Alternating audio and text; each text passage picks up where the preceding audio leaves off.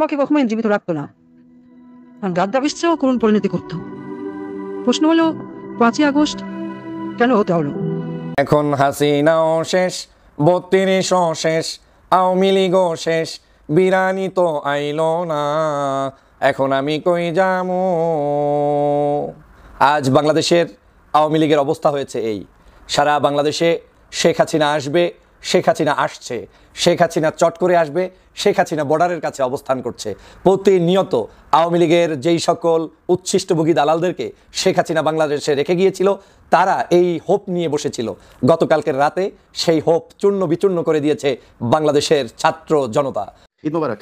আমাদের সাথে ঈদে আমার সাথে কোলাকুলি করার জন্য আছেন আপনাদের প্রিয় আরেকজন মানুষ। দাদা, ঈদ মোবারক। ঈদ মোবারক। ঈদ মোবারক ইলিয়াস। ধানমন্ডি 32-এ মার্চ করবে। এরপর প্রবাস থেকে ইলিয়াস হোসেন, পিনাকি ভট্টাচার্যের মতো অ্যাক্টিভিস্টরা এটার প্রতিবাদ করে বললেন 32 মার্চ এবং অপারেশন বুলডোজার ঘোষণা করা হলো। এবং সামগ্রিকভাবে বাংলাদেশের সব রাজনৈতিক দলগুলো একাট্টা হয়ে গেলে, কোথাও বিএনপি, জামাত, শিবির, ছাত্রদল আলাদা কোনো প্ল্যাটফর্ম তৈরি হয়নি, যেমনটি জুলাই অভ্যুত্থানে সবাই একজোট হয়েছিল। এবারও তাই হল এবং সবাই ঐক্যবদ্ধভাবে 1 জন, 5 জন, 10 জন, 100 জন, 1000 জন করে লক্ষাধিক মানুষ ধানমন্ডি 32-এর চারপাশে ঘিরে ধরলো এবং ভাঙচুর শুরু করলো শেখ মুজিবের বাড়িতে। ধানমন্ডি 32 মোটামুটি এখানে আর কোনো কিছুই অবশিষ্ট নেই। এখন এই ধানমন্ডি 32কে ঘিরে এই টোটাল আয়োজনের যিনি master mind, online king Pinaki Bhattacharya, তিনি একটা ঘোষণা দিয়েছেন আর মুহূর্তেই এদেশের উত্তাল ধর্মপ্রিয় মুসল্লিরা বিষয়টাকে খুব সহজে অ্যাকসেপ্ট করে নিছে। তো কি ঘোষণা দিচ্ছেন যেটা মুসল্লিদের কাছে অ্যাকসেপ্টেবল হয়ে গেছে? গভীর রাতে যখন এই ভিডিওটা রেকর্ড করছি, তখন ধানমন্ডি 32 নম্বর শেখ মুজিবুর রহমানের বাড়ি অনেকটাই ধ্বংসপ্রাপ্ত হয়েছে। সকালে যখন আপনারা ভিডিওটা দেখছেন, তখন এই বাড়িটা পুরোপুরি মাটির সাথে মিশে গেছে। এটা হওয়ার সম্ভাবনাই খুব বেশি এবং এটা সকালে হোক বা কিছুক্ষণ পরে হোক, এটা হয়ে যাবে। গতকাল এই ঘটনাটা যখন ঘটতে যাচ্ছে, তখনই আমরা আসলে নানা রকমভাবে এটাকে দেখার চেষ্টা করেছি এবং একটা সমাজের জন্য এই আলোচনাগুলো, এই মতামতগুলো খুবই স্বাস্থ্যকর। আমরা একমত হব না, কিন্তু আমরা এই আলোচনা করব। কিন্তু এর মধ্যেও কিছু অ্যালার্মিং সাইনও তৈরি হয়েছে, কারণ এই ঘটনা শুধু ওখানে থেমে থাকেনি। অবশেষে ধানমন্ডি 32 নম্বরে কিন্তু শেখ মুজিবের বাড়ি শেষ। শুধু ওখানেই নয়, গোটা বাংলাদেশে যত আওয়ামী লীগ নেতাকর্মী, এমপি, মন্ত্রীদের বাড়িঘর ছিল, সব জায়গায় কিন্তু বুলডোজার মিছিল করে ভেঙে চুরে সব খান খান করে দেওয়া হয়েছে। প্রিয় দর্শক, এতদিনও 6 মাস হয়ে গিয়েছে নতুন করে দেশ স্বাধীন হয়েছে, তারপরেও কিন্তু সব ঠিকঠাকই ছিল। কিন্তু আওয়ামী লীগ নতুন করে আবারও যখন বাড়াবাড়ি শুরু করেছিল এবং নতুন করে আবারও যখন তারা শেখ হাসিনাকে দেশে ফিরিয়ে আনবে, আবারও তারা ক্ষমতায় হাতে নেবে, ডক্টর ইউনূসকে চেয়ার থেকে নামিয়ে দিবে, নানান ধরনের বিভ্রান্তি যখন ছড়ানো শুরু করেছিল, ঠিক তখনই কিন্তু তাদের যতটুকু স্মৃতিচিহ্ন বাংলাদেশের ভিতরে আনাচে কানাচে ছড়িয়েছিল, সেটাও কিন্তু ধূলিসাৎ হয়ে গেল। একটা কথা আছে না যে অতি বেরো না যেন ঝড়ে ভেঙে যায় এবং একদম ছোট হয়েও না যেন ছাগলে খায়। তা আসলে আওয়ামী লীগ অতি বেড়ে গিয়েছিল, একবার তো ভেঙে চুরমার হয়েছিল। অবশেষে গোড়ালি বা নিচের অংশটা বাদ ছিল 5ই আগস্টের পরে। তো 6 মাস পর্যন্ত কিছুটা ছিল, হ্যাঁ, একদম ছিল না তা না। কিন্তু তারপরে যখন আবার তারা চাইলো শেখ হাসিনা নতুন করে আবার ভাষণ দেবে, শেখ হাসিনা দেশে আসবে, জাতির উদ্দেশ্যে কথা বলবে, আর এটা যখন ছাত্র জনতা, শিক্ষার্থীরা যখন জেনে গেল, সাথে সাথে কিন্তু এই যে এই তছনছটা হয়ে গেল। তো যাই হোক প্রিয় দর্শক, 32 নম্বরে সেই বাড়িতে পিনাকি ভট্টাচার্য আসলে কি করতে চায়, এখন কি উপদেশ দিলেন, সেটা কিন্তু জানতে পারবো আজকের ভিডিওর মাধ্যমে। তো ভিডিওর শুরুতেই অনেকগুলো ভিডিও ফুটেজের অংশ বিশেষ দেখছেন, আমি আর কথা বাড়াবো না, বিস্তারিত দেখলেই হয়তো সবকিছু খোলাসাভাবে জানতে পারবেন বা বুঝতে পারবেন। তো চলুন তাহলে আর কথা না বাড়াই, একটা লাইক দিয়ে বিস্তারিত সবগুলো ভিডিওর আলোচনাগুলো শুনে আসি। এখন হাসিনাও শেষ, 32ও শেষ, আওয়ামী লীগও শেষ, বিরানি তো আইলো না, এখন আমি কই যামু। আজ বাংলাদেশের আওয়ামী লীগের অবস্থা হয়েছে এই, সারা বাংলাদেশে শেখ হাসিনা আসবে, শেখ হাসিনা আসছে, শেখ হাসিনা চট করে আসবে, শেখ হাসিনা বর্ডারের কাছে অবস্থান করছে। প্রতিনিয়ত আওয়ামী লীগের যেই সকল উচ্ছিষ্টভোগী দালালদেরকে শেখ হাসিনা বাংলাদেশে রেখে গিয়েছিল, তারা এই হোপ নিয়ে বসেছিল। গতকালকের রাতে সেই হোপ চূর্ণ বিচূর্ণ করে দিয়েছে বাংলাদেশের ছাত্র জনতা। আবারও প্রমাণ হয়েছে বাংলাদেশে কোনো অবৈধ শাসকদের, লেসপেন্সারদের স্থান হবে না, দোসরদের স্থান হবে না, আওয়ামী লীগের কোনো ধরনের প্রোপাগান্ডায় এদেশের জনগণ প্রভাবিত হবে না ইনশাআল্লাহ। গতকালকে রাত্রে দেখেছেন আওয়ামী লীগের সেই মানুষগুলো কান্না জড়িত কণ্ঠে বিভিন্ন বর্ডারের প্রান্ত থেকে তারা সেখান থেকে এখন মাপ চাচ্ছে, ক্ষমা চাচ্ছে, দয়া ভিক্ষা চাচ্ছে, নতুন করে আপনাদের কাছে ক্ষমার্জনা চাচ্ছে, কারণ তাদের সব কিছু এখন শেষ। আর এই শেষ করার মূল নেত্রী হচ্ছে শেখ হাসিনা। এই শেষটা বাংলাদেশের কোনো সাধারণ জনগণ নয়, এই শেষ করার একমাত্র দাবিদার এবং একমাত্র ব্যক্তি তিনি হচ্ছেন শেখ হাসিনা। এই শেখ হাসিনার ম্যানহোল মুখের এই ভাষা যখন তিনি জাতির কাছে ওপেন করেন, তখন এই জাতি আর বসে থাকতে পারে না। আজ 32 নাম্বার চূর্ণ বিচূর্ণ করে দিয়েছে এই দেশের ছাত্র জনতা। আজ বাংলাদেশের বিভিন্ন প্রান্তে আওয়ামী লীগের সকল দোসরদের অবৈধ সম্পত্তি দিয়ে গড়ে তোলা অট্টালিকাগুলোকে ভেঙে চুরে চুরমার করে দিয়েছে সাধারণ ছাত্র জনতা। প্রমাণ হয়েছে এই দেশ 24-এর সেই জুলাই বিপ্লবের চেতনার বাহিরে গিয়ে কোনো কিছুই বাস্তবায়ন সম্ভব না। আগামীর রাজনীতি বিনির্মাণ করতে হলে এই 24-এর চেতনাকেই লালন করে ধারণ করে তারপরে আপনাকে পথ চলতেই হবে। কেমন আছো বন্ধুরা? কেমন যাচ্ছে ছাত্রলীগের আমার সেই শুভাকাঙ্ক্ষী ভাইয়েরা? কেমন যাচ্ছে আপনাদের গতকালকের রাত, উৎসবময় দিন, যেই রাতে এবং দিনে আপনি শেখ হাসিনার কণ্ঠ শোনার জন্য অপেক্ষমান ছিলেন? আজ কেমন যাচ্ছে আপনাদের? কেমন ঘুম হয়েছে বলেন তো? সারা রাত কোন কোন কলিজার ভিতরে আপনাদেরকে ছাত্র জনতা প্রেক দিয়েছে, সেখানে আপনাদেরকে আঘাত করেছে, একটু কি বলতে পারবেন? আমরা জানি বলতেও পারবেন না, কারণ আপনাদের বলার মতো ভাষা আর নেই। অনেকে ভেবেছিলেন 6 মাসের মধ্যেই ওলট পালট করে বাংলাদেশে প্রত্যাবর্তন করতে যাচ্ছে কয়েকদিনের মধ্যে শেখ হাসিনা। ইন্ডিয়ার পত্রপত্রিকা তো বলতেই থাকলো যে কোনো মুহূর্তে ঢুকবে হাসিনা, যে কোনো মুহূর্তে বিমানে করে আসবে, এয়ারপোর্টে নামবে আর গণভবনের দিকে রওনা দিবে। দিলেন তো, দিয়েছেন তো। যতবার রওনা দিতে চাবেন ততবারই এই বাংলার জনগণ আপনাদেরকে নিকৃষ্টতার স্থানে ফেলে দেওয়ার জন্য আপনাদের পিছনে এই সংগ্রাম অব্যাহত রাখবে। প্রিয় বন্ধুরা আমার, বাংলাদেশের যে প্রান্ত থেকে আমার ছাত্র বন্ধুরা, ছাত্রী বোনেরা আজকের এই আন্দোলনে শরিক হয়েছেন, আপনাদেরকে ধন্যবাদ জানাই। এটা আপনাদের বিজয়, এই বিজয় আপনাদের, এই বিজয়ের দাবিদার আপনারা। আপনারা 5ই আগস্ট দেখিয়েছেন, আপনারা 5ই ফেব্রুয়ারিও দেখিয়েছেন। আওয়ামী লীগের দোসরদের এখন কান্না করা ছাড়া আর কোনো উপায় নেই। আমি ওদের কান্না শুনতে পাই, ওদের কান্না আমার কানের কাছে ভাসছে, ওদের আওয়াজগুলো আমি বুঝতে পাচ্ছি, ওরা এখন কি পরিমাণ জ্বলছে সেটা আমি বুঝতে পারছি। ফেসবুক আর ইউটিউবে বসে শেখ হাসিনার ভাষণ শুনে যারা মনে করেন যে বাংলাদেশে আপনি শেখ হাসিনাকে আলিঙ্গন করছেন, তারা ভুল পথে আছেন।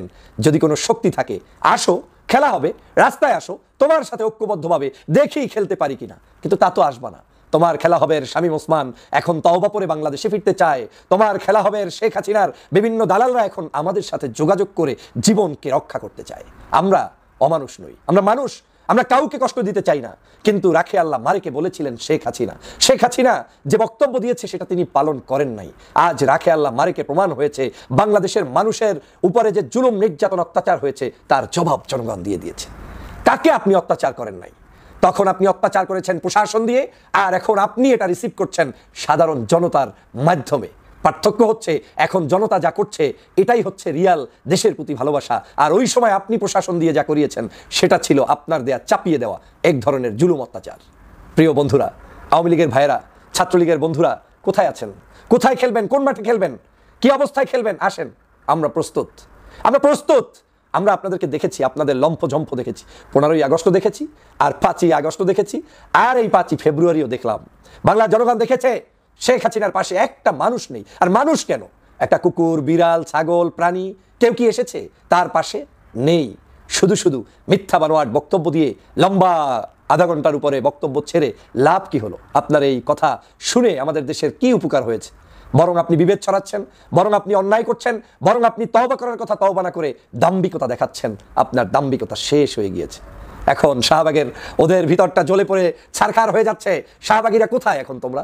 শাহবাগের মোড়ে মোড়ে যারা সেই 2013 সালের জুলুম অত্যাচার করে মানুষদের উপরে নির্যাতন করেছিলে, আজ তোমরা কোথায়? আজ শাহবাগে বিরিয়ানি নেই, আজ শাহবাগের সেই ফ্রি খাবার নেই, আর সে কারণে তোমাদের মানুষ নেই। কিন্তু আমাদের আন্দোলনে মানুষ আসছে, আসবে, থাকছে, থাকবে বিনা টাকায়, বিনা পয়সায়, বিনা বিরানিতে। কারণ দেশের মানুষের জন্য তারা আন্দোলন করছে, দেশের মানুষের জন্য তারা কথা বলছে। অতএব এই আন্দোলনের স্রোত কেউ বন্ধ করতে পারবে না, পারেনি কখনো। গভীর রাতে যখন এই ভিডিওটা রেকর্ড করছি, তখন ধানমন্ডি 32 নম্বর শেখ মুজিবুর রহমানের বাড়ি অনেকটাই ধ্বংসপ্রাপ্ত হয়েছে। সকালে যখন আপনারা ভিডিওটা দেখছেন, তখন এই বাড়িটা পুরোপুরি মাটির সাথে মিশে গেছে। এটা হওয়ার সম্ভাবনাই খুব বেশি, এবং এটা সকালে হোক বা কিছুক্ষণ পরে হোক, এটা হয়ে যাবে।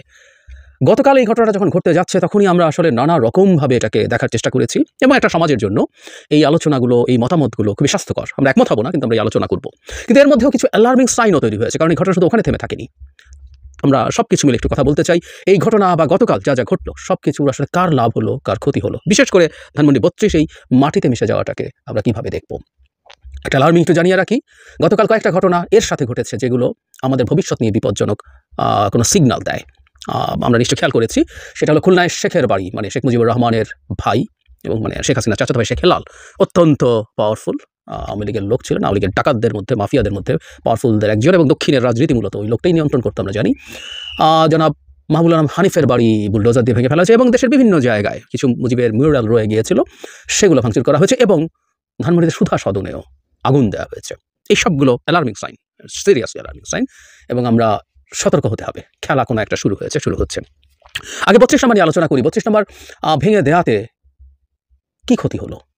কেউ আমি যত রকম মতামত প্রয়োজন দেখেছি, এবং ফেসবুকে খুব গুরুত্বপূর্ণ মানুষ যাদের মতামতকে আমি শ্রদ্ধা করি, যাদের মতামতকে আমি কগনিজেন্সে নিই, এমন অনেকের মতামত দেখার চেষ্টা করেছি। তাতে কেউ বলছেন 32 নম্বর ভাঙাটা মূলত ভারতের পরিকল্পনা এবং ভারতের ফাঁদে হয়েছে। শেখ হাসিনার এই ফাঁদ পেতেছেন এবং তাতে আমরা পা দিয়েছি।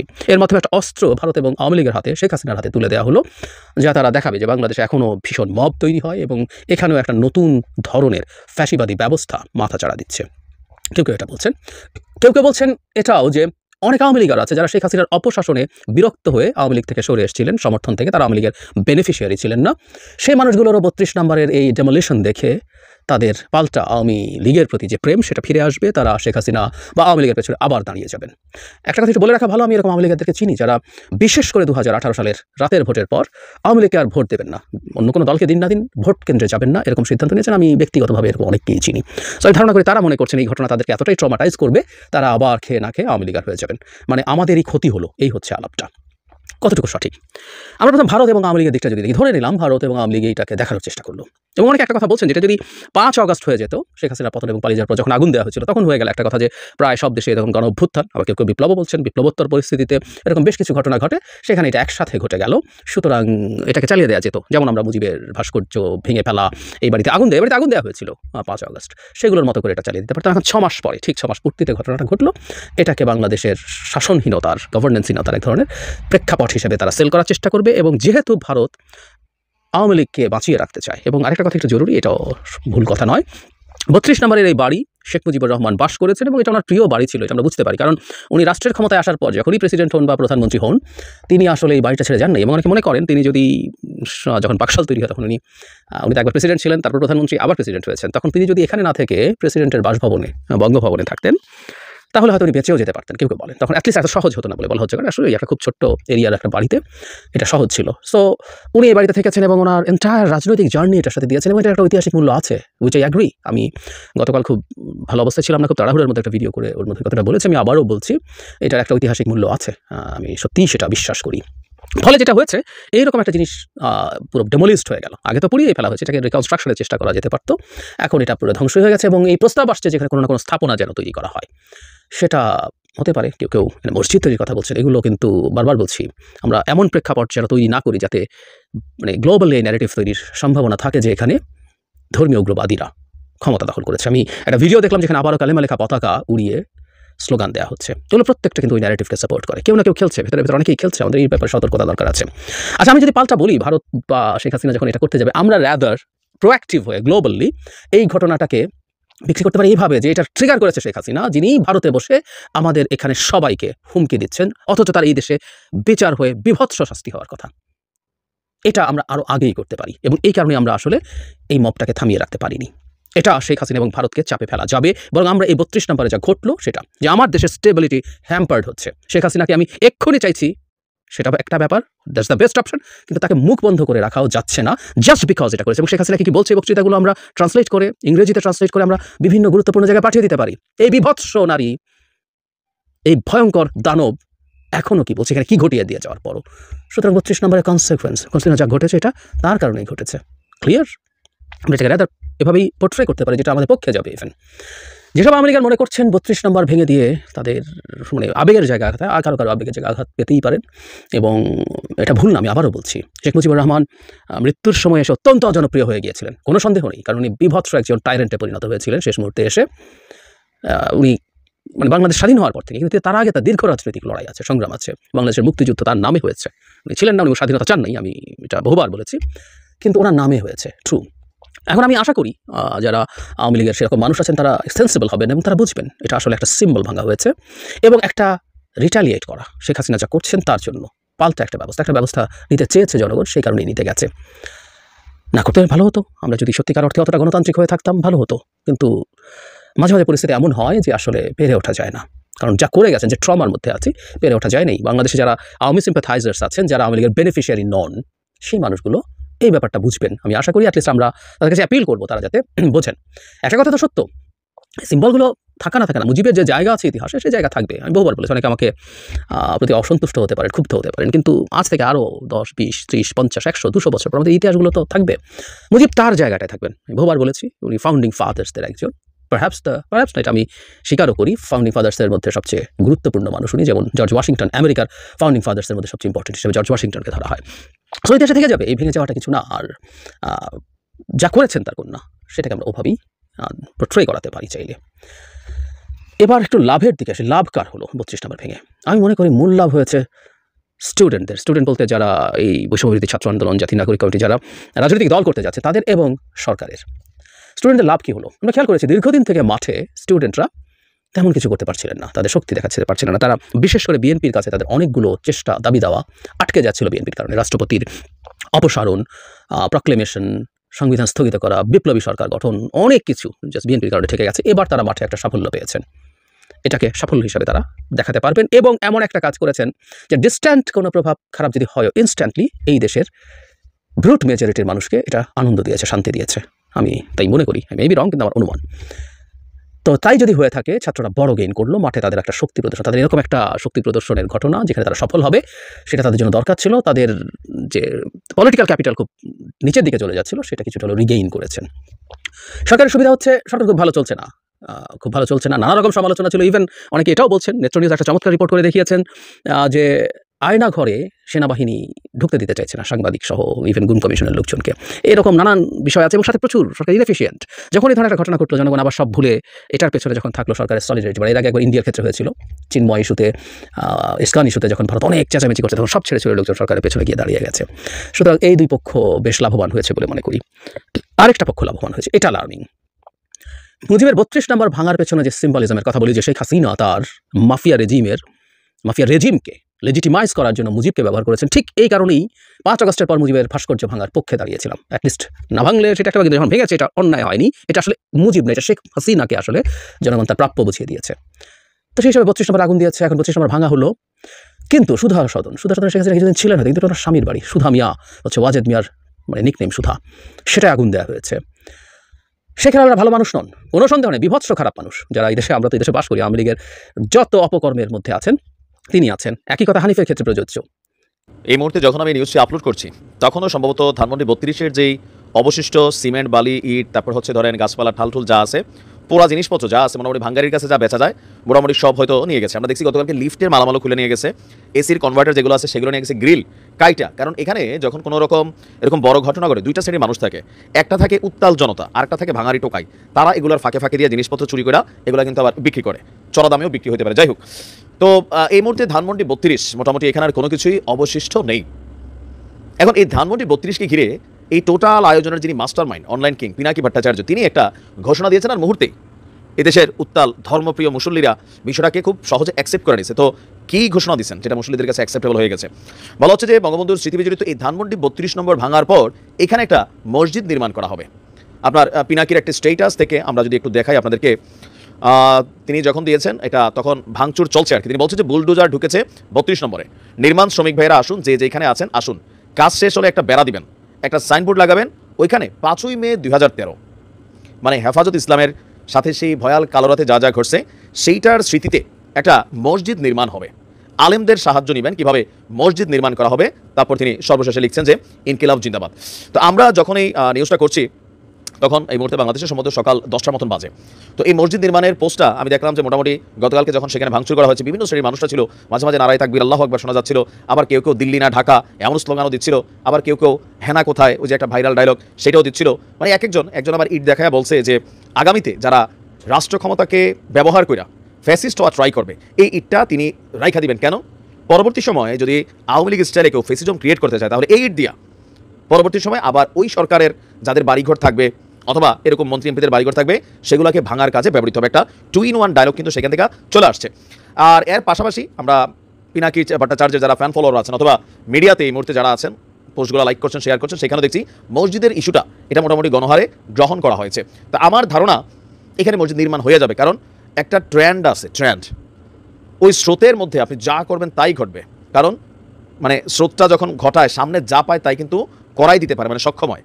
গতকালকে সারা বাংলাদেশে যা ঘটছে, 5ই আগস্ট আপনার আমরা ধারণা করছিলাম যে এমন ঘটনাগুলো ঘটবে, কিন্তু ওই সময় ঘটে নাই। গুনা আরেকটা 5 তারিখই, মানে ফেব্রুয়ারির 5 তারিখ আর আগস্টের 5 তারিখ, 6 মাস পরে একই দৃশ্যপট দেখলাম। তো দেখা যাক পিনাকি ভট্টাচার্যের এই আহ্বানে এখানে মসজিদ হয় নাকি হয় না, এটাকে সরকারি একটা মানে ডিপার্টমেন্টকে এটাকে নিয়ে যায়, নাকি এখানে আসলে আর কোনো কিছু ওইভাবে না করে সত্যি সত্যি মসজিদ নির্মাণের সুযোগ তৈরি করা হয়। ঈদ মোবারক। আমাদের সাথে ঈদে আমার সাথে কোলাকুলি করার জন্য আছেন আপনাদের প্রিয় আরেকজন মানুষ। দাদা, ঈদ মোবারক। ঈদ মোবারক, ঈদ মোবারক ইলিয়াস।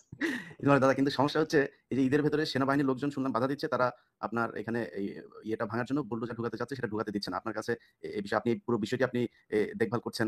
তো আপনার কাছে কি জানাচ্ছে সেখানে যারা উপস্থিত আছে তারা? না, প্রথমত সেনাবাহিনীকে ডাকা হয়নি। সেনাবাহিনী ইন এইড টু সিভিল পাওয়ার মোতায়েন আছে। তার মানে সিভিল পাওয়ার যখন সেনাবাহিনীকে ডাকবে তখন সেনাবাহিনী আসবে। তো সেনাবাহিনীকে বাংলাদেশ সরকার আহ্বান জানায়নি, স্বরাষ্ট্র মন্ত্রণালয় আহ্বান জানায়নি, প্রফেসর ইউনূস আহ্বান জানায়নি। সেনাবাহিনী আসছে ওয়াকারের নির্দেশে।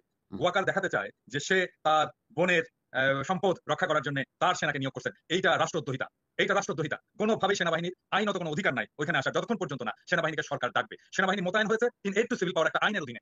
আমরা আহ্বান জানাচ্ছি সেনাবাহিনীকে সরে যেতে হবে এখান থেকে। আর সেনাবাহিনী বুলডোজার আটকেছে। আমরা সেনাবাহিনীকে ওইখানে যারা সৈনিক আছেন, জুনিয়র অফিসার আছেন, সবাইকে আহ্বান জানাচ্ছি বুলডোজার ছেড়ে দিন। বুলডোজার আসুক বা না আসুক, আমরা 32 নাম্বার আজকে রাখবো না, এটা ভেঙে মাটির সাথে মিশিয়ে দেবো আমরা। এবং উপরে শুনলাম তারা হেলিকপ্টার পর্যন্ত তারা এখানে উপরে মহড়া দিচ্ছে। হেলিকপ্টার তো হাসিনা উড়িয়েছিল। হাসিনা উড়িয়েছিল হেলিকপ্টারে, কি হাসিনাকে বাঁচাতে পারছে? পারে নাই।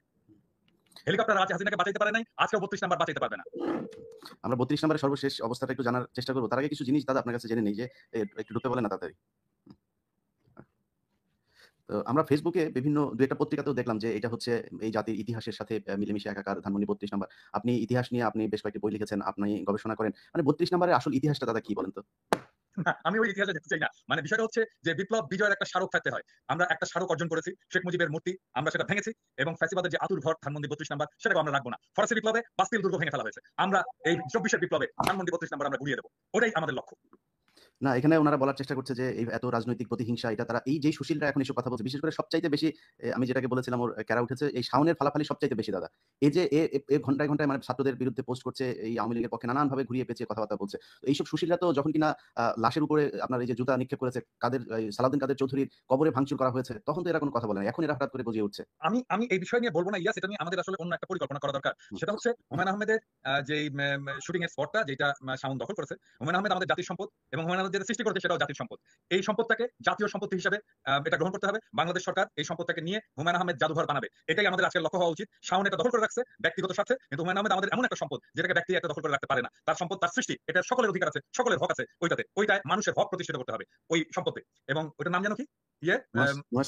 নুহাশপল্লী। এটা নুহাশেরও মালিকানা থাকবে না, শাওনেরও মালিকানা থাকবে না, এটাতে বাংলাদেশের জনগণের মালিকানা থাকবে। ওইটাকে অধিগ্রহণ করে এইখানে হুমায়ুন আহমেদ জাদুঘর বানানো হবে, হুমায়ুন আহমেদ পল্লী বানানো হবে, এবং এইটাতে আমরা যাবো, দেখবো, এবং এখানে আমরা হুমায়ুন আহমেদের স্মৃতিচারণ করবো। এটা কোনো ব্যক্তিগত সম্পত্তি হতে পারবে।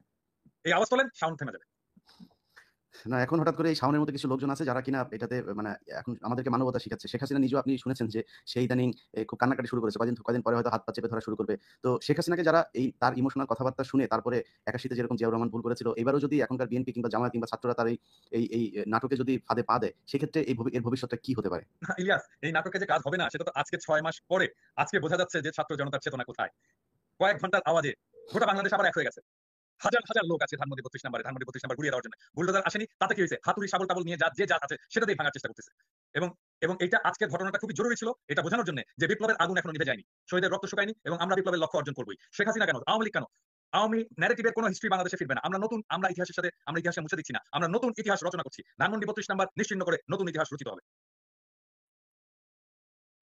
না, সেটাই আমাদের যে বিষয়গুলো নিয়ে এখন সাবধান হওয়া দরকার, যে আওয়ামী লীগ এখন কখনো বিএনপির ঘাড়ে চড়ে বসার চেষ্টা করছে, কখনো জামায়াতের, সবশেষ আজকে যে বক্তব্যটা তার দেওয়ার কথা যে ছাত্রদের উদ্দেশ্য করে, তো শেখ হাসিনা কি বলবে? সে একই কথা বলবে যে আমার সব হারিয়েছি, আমার বাড়িঘরও শেষ হয়ে গিয়েছে, আমাকে দেশ থেকে বের করে দেওয়া হয়েছে, আমি ছাত্রদের বাঁচাতে চেয়েছিলাম, ইউনূস সরকার হচ্ছে এখানে বিদেশি গোয়েন্দা সংস্থারা মিলে এগুলো করেছে। তো এই কথাগুলোই তো বলবে, এবং এই কথাগুলো বলে আমাদের তো বাঙালি, এটাও সত্যি কথা আপনি যেটা বললেন যে সবাই এক হয়েছে, সবার ভিতরে এই জিনিসগুলো আছে, কিন্তু এটাও কিন্তু সত্য, আমরা খুব দ্রুত আমাদের ইতিহাস ভুলে যাই, এবং সেই ভুলে যাওয়ার মধ্য দিয়ে যদি শেখ হাসিনাকে কোনোভাবে আমরা আবার বিশ্বাস করি, সেই বিশ্বাস করার যে ফলাফল সেটা জিয়াউর রহমান একবার দেখেছেন, এবং আমার মনে হয় সামনে জাতি যদি কখনো এই ভুল করে সেটা দেখবেন। তো আমার প্রিয় দর্শক শ্রোতা, আশা করি সবগুলো ভিডিওই দেখেছেন এবং বিস্তারিত আলোচনাগুলো শুনেছেন। তো অবশ্যই এবার আপনাদের মূল্যবান মতামতটা জানিয়ে দিন, পারলে ভিডিওটি শেয়ার করে সবারই দেখার সুযোগ করে দিন। আর আমাদের এই চ্যানেল নাসির ইসলামিক মিডিয়া সেন্টারে যদি আপনারা নতুন হন, প্রতিনিয়ত এই ধরনের সকল প্রকার নিত্য নতুন আপডেট, গরম গরম খবরগুলো পেতে আমাদের এই চ্যানেলটি সাবস্ক্রাইব করে আমাদের সাথে থাকুন। যারা ইতিমধ্যে সাবস্ক্রাইব করে দিয়েছেন সবাইকে অসংখ্য ধন্যবাদ জানিয়ে ভিডিওটি এখানে শেষ করছি। সে পর্যন্ত সবাই ভালো থাকবেন, সুস্থ থাকবেন। আল্লাহ হাফেজ।